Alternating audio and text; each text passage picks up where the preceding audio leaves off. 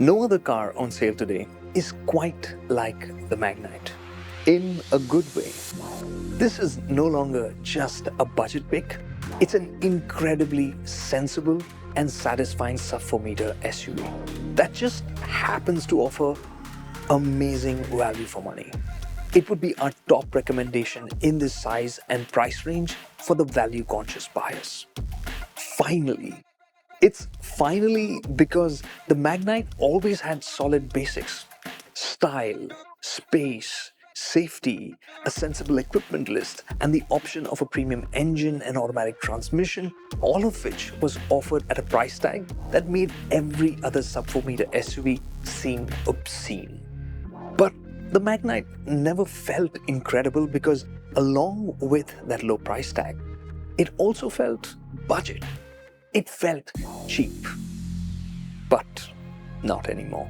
This facelifted Magnite drives with finesse, and it has a much-needed sense of premiumness. Sensibly so. Stumbling blocks, there are a few, the biggest of which we'll discuss right at the end. But despite those, this Magnite on every front isn't just better than before, it's good. Well, except for one thing: the design. The Magnite was the best looking sub-4-meter SUV.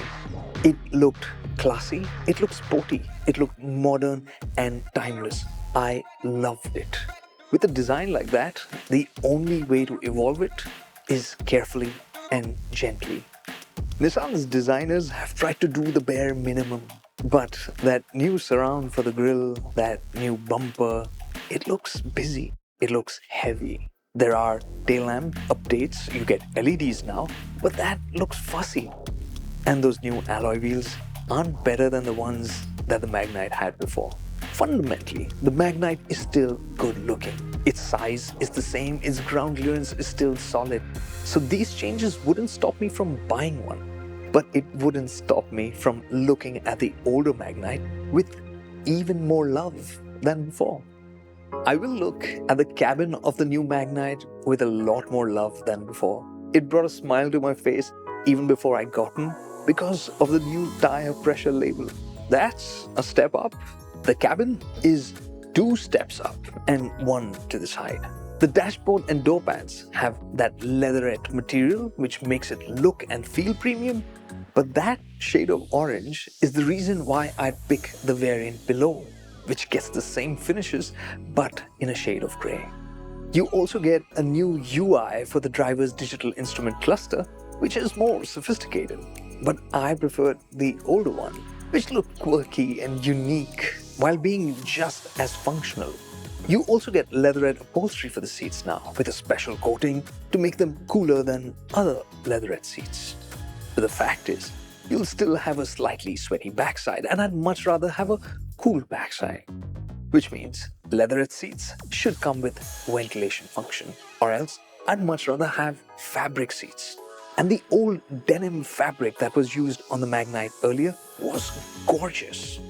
In comparison, actually scratch that. Those seats, any which way, look aftermarket tacky. The equipment list has become cooler as well. There is ambient lighting, which I don't care for and wouldn't stretch for. But there is an auto-dimming IRVM now, and that is cool. It's got a more premium sound system and it sounds pretty premium. You also get wireless smartphone connectivity now, but that touchscreen, it looks out of date and out of place. It's like watching a 480p video in a world of 4K. The responsiveness is good, but when you look at the feed from the 360-degree camera, which isn't high-res, it feels like a double whammy. Thankfully, the practicality of this cabin is still solid. That center console has plenty of space to store your phones, wallet, keys, cups. There's also an armrest now. The Magnite has always been good to its passengers, and it's no different now. The cabin is spacious and comfortable. The front seats are great for shorter and taller passengers. The seats are supportive. It's spacious there, and there's a sense of airiness. For 2 adults, spending time here on long drives will be enjoyable. This Magnite is going to be better to travel with as well. It's not different in the way it treats your luggage and in the way it chills the cabin. It's large and it's powerful, but it is a different mood in this cabin. It's because all the plastic rattles that used to dominate the cabin earlier have all kind of disappeared or just dulled away. The engine also sounds more distant now. It's because it is finished better. It's because it uses better sound insulation and better window glass to keep the sounds at bay. The suspension tune of the Magnite has also changed. It's become softer and gentler, making it better for 80% of your drives, while still being able to deal with rough roads. The last 20% would be when you drive roughly over rough roads. Because of the big hits, the suspension can feel a bit clunky. But that is a compromise I'd happily live with. I'd happily live with the turbo petrol engine and CVT automatic combination of the Magnite. It's my default recommendation. It's the one you should stretch for. This combination has become calmer. Its urgency and zippiness has been dialed down to make it more practical for everyday use. And it does feel smoother in city traffic. It feels more sophisticated because of it as well.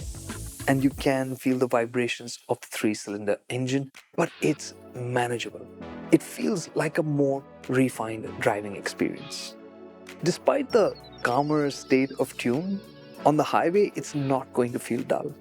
It cruises easily, and the way it accelerates from 90 to 100 to overtake is just so fluid. This engine and gearbox combination is a great all-rounder. The only catch is the fuel efficiency. In the city, you can expect between 9 to 11 kmpl, and on the highway, it will be between 16 to 18 kmpl. So it's acceptable, not wow. The one thing that wasn't wow on the Magnite and still isn't today is the sense of connection with the driver. It's not because of the calmer tune of the engine, because when you switch to sport mode, it will still feel properly zippy. It's the other details like the cramped footwell, the slow steering, and the mushy brakes, which will keep you from driving enthusiastically. They'll also get in the way when you're navigating tight spaces in the city. It'll just feel like more work. The one thing Nissan has worked on is building a sense of security and value with the Magnite. This was already a well-established car in terms of crash test ratings, and now it's offering you 6 airbags as standard for not much more money. It also packs in 3-point seatbelts for all occupants, aside from having ABS, EBD, traction control, and ESP as standard. It also gets a tire deflation warning system. The value quotient of this Magnite is solid, because in the second from base variant, you'll get a 9-inch touchscreen with wireless Android Auto and Apple CarPlay connectivity, a rear windscreen wiper, and that's all under 8 lakh rupees on road. On the surface, the Magnite, at least to my eyes, is not as beautiful as before. But it's the changes under the skin that make it far more beautiful now. Incredibly, its sense of value has deepened. Its robustness and family friendliness are now wrapped up with a greater sense of caring. It also has received a much needed sense of premiumness. Yes, there is scope for improvements.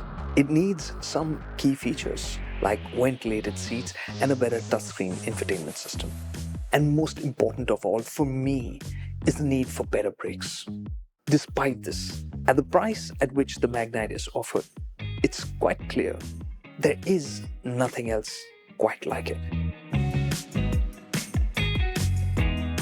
Now for the big stumbling block. And it isn't Nissan India. Yes, dealership and service network is smaller than its rivals, but it's growing. The problem today for Nissan India and for the Magnite is Nissan Global and their plans to become a part of a larger group. There was Honda, now there isn't Honda, and there could be somebody else tomorrow. That uncertainty is unsettling as a buyer. Nissan India, for their part, have been clear that the funds for the India plans have been locked in. The products are being prepped, the dealerships and service networks are growing, and they are on track to do what they promised. But it's a promise. If it puts you at ease, great. You can choose with more confidence. If it doesn't, choose something else. Be at peace, choose well.